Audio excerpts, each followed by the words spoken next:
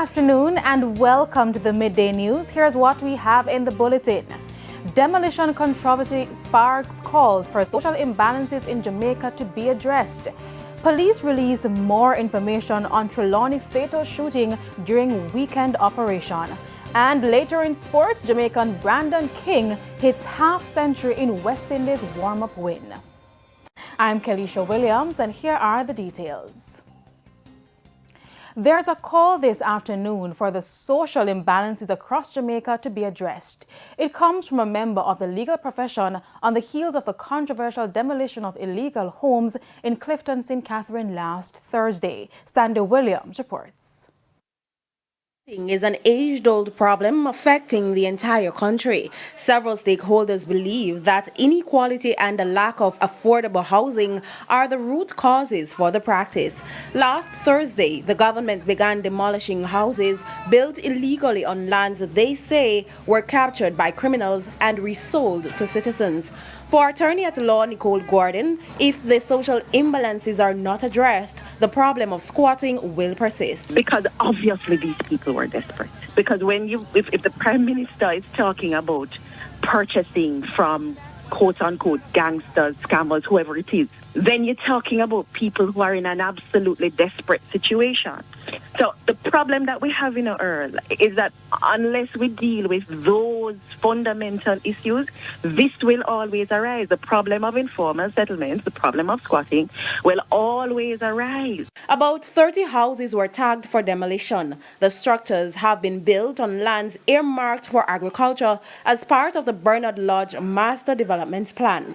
Social development specialist Dr. Peter Ann Baker says the situation is a reflection of the limited options many Jamaicans have in their quest for home and land ownership. Dr. Baker believes the issue leaves citizens at the mercy of the political parties. Because the things that have contributed to the inadequate responses and or the outright failure of previous attempts is one, the fact that partisan politics, political parties have viewed these settlements, have exploited these people and their precarious conditions as a means of obtaining or holding on to power. Sandy Williams, TVJ News. And opposition leader Mark Golding says the government could soon face legal action over the demolition exercise in Clifton, St. Catherine. Mr. Golding says though he is in London, he has been monitoring the situation and the government cannot be allowed to proceed the way it did in Clifton. The opposition says it is readying itself to assist residents to take the government to court. Other forms of assistance are also being provided for the residents affected. Our councillors will come together to assist the residents with a contribution of funding towards their legal fees to seek full compensation. An attorney, Isaac Buchanan, will be assisting in legal representation on their behalf. The women's movement, led by Patricia Duncan Sutherland, is sourcing counseling services for the residents, many of whom are traumatized by this callous and wanton act by the government against vulnerable citizens who it ought to be protecting. We also intend to take other action against the government's egregious practice of evicting people and destroying their homes without due process and without providing suitable alternate accommodation and compensation for their lost investment. Meanwhile, attorney at law Charles Ganga Singh is suggesting that residents affected by last week's demolition exercise in Clifton have a viable case in bringing legal proceedings against the government.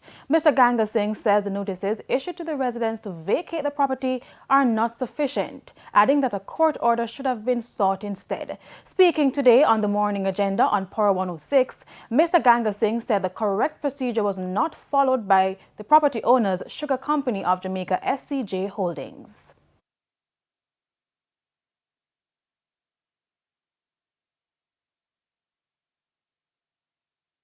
It may be adequate notice, but it's notice to do what?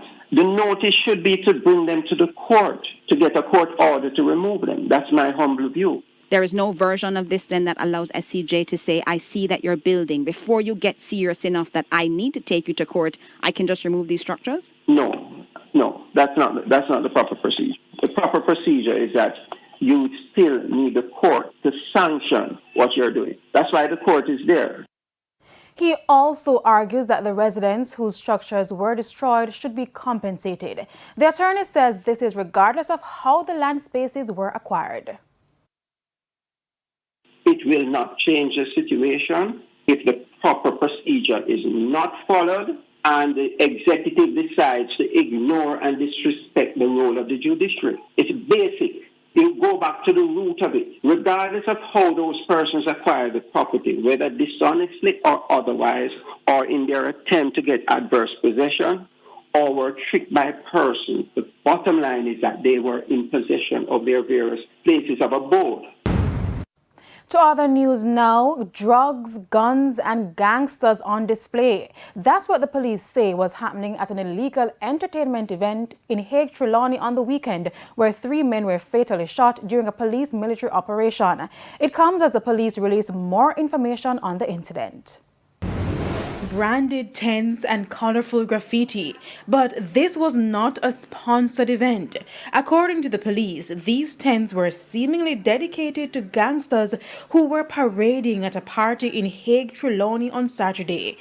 We were told at least 4 gangs were represented. Among them, we saw one sin, which we theorize were the designated area for the One Voice gang and the Sinners gang, both operating out of Hague Settlement. This is of particular concern to us because these 2 criminal factions were rival groupings and were consistently in conflict. Head of the Trelawny Police, Deputy Superintendent Winston Milton, says it seems the One Voice and the Sinners gangs are uniting to cause mayhem in the parish.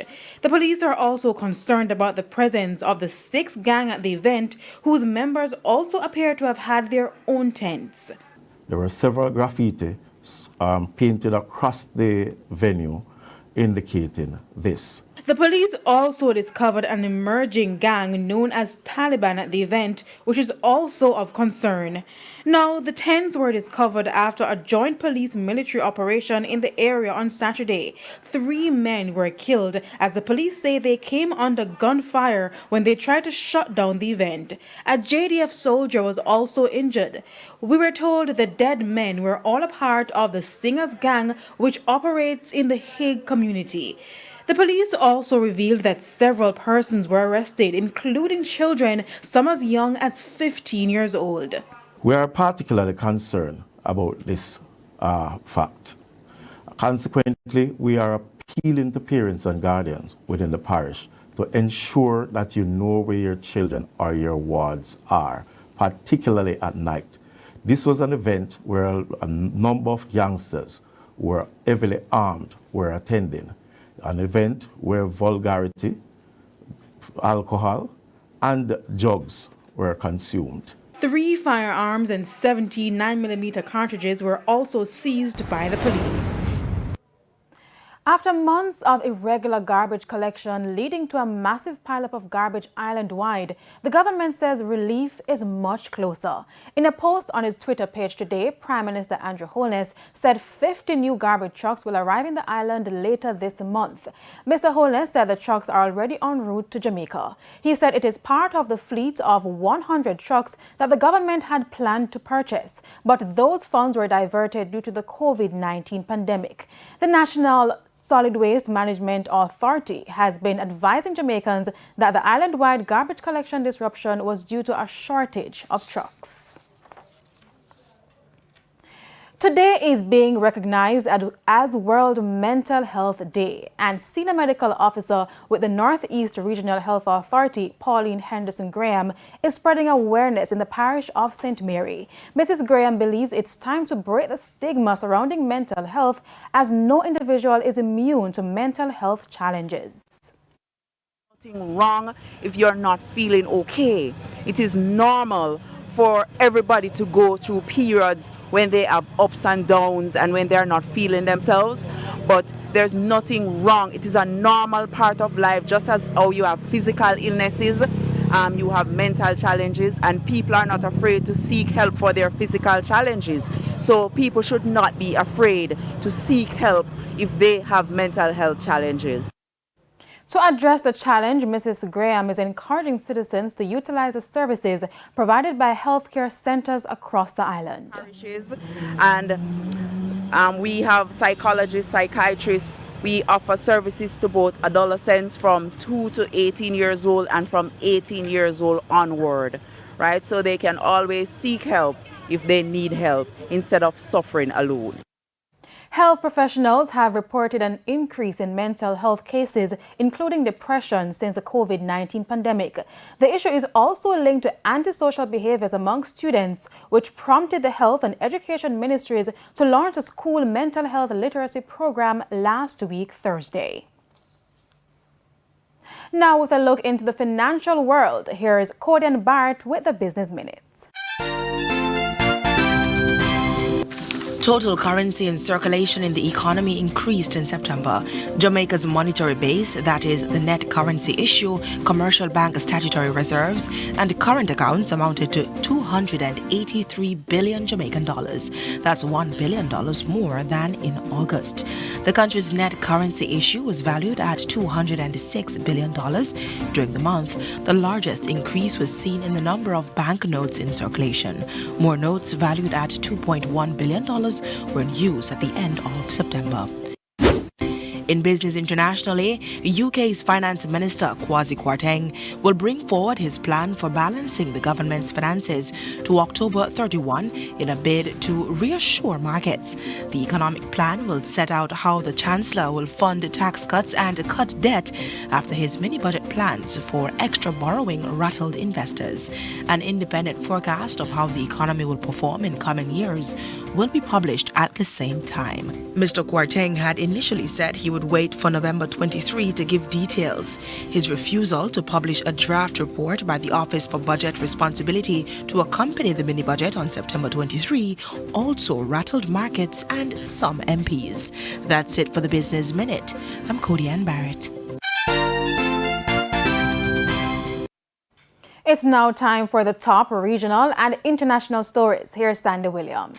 In the region, the United Nations Secretary General Antonio Guterres is urging the international community to consider the request by the Asian government for the immediate deployment of an international specialized armed force. Guterres suggests that the force should address the humanitarian crisis, including securing the free movement of water, fuel, food, and medical supplies from main ports and airports to communities and healthcare facilities. He says he remains gravely concerned about the situation in Haiti as the country faces an outbreak of cholera amid a dramatic deterioration of security that has paralyzed the state. On the international scene, 76 people have died after their boat capsized while they tried to flee dangerously high flood waters that have inundated sections of southern Nigeria. The boat, carrying more than 80 people, capsized in the southeastern state of Anambra as people desperately tried to escape floods that had risen as high as rooftops. Recent flooding in the area had displaced up to 600,000 people, according to the country's National Emergency Management Agency. And those were the top regional and international stories. I'm Sandy Williams. And that's the midday news. I'm Kalisha Williams. Join us at 7 for primetime news. On behalf of the news, sports, and production teams, good afternoon.